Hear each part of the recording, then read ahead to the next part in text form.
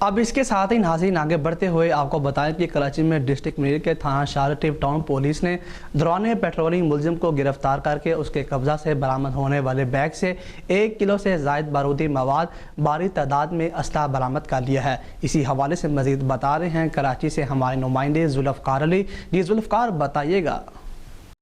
جی بالکل، شارٹیو town police نے دوران پیٹرولنگ کارروائی کرتے ہوئے ملزم کو گرفتار کیا ہے، جس کے قبضے سے بارودی مواد اور بھاری تعداد میں اسلحہ برآمد کر لیا گیا ہے۔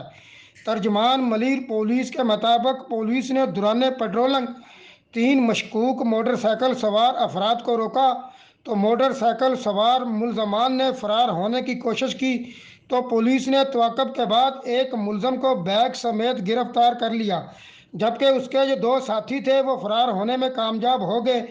ترجمان کا بتانا ہے کہ گرفتار ملزم سے برآمد ہونے والے بیگ سے 1 کلو سے زائد بارودی مواد، بھاری تعداد میں اسلحہ اور موٹر سائیکل برآمد ہوئی ہے۔ انہوں نے بتایا کہ گرفتار جو ملزم ضمیر ہے اس کے فرار ہونے والے ساتھیوں کی شناخت بھی کر لی گئی ہے، جن کو جلد گرفتار کر لیا جائے گا۔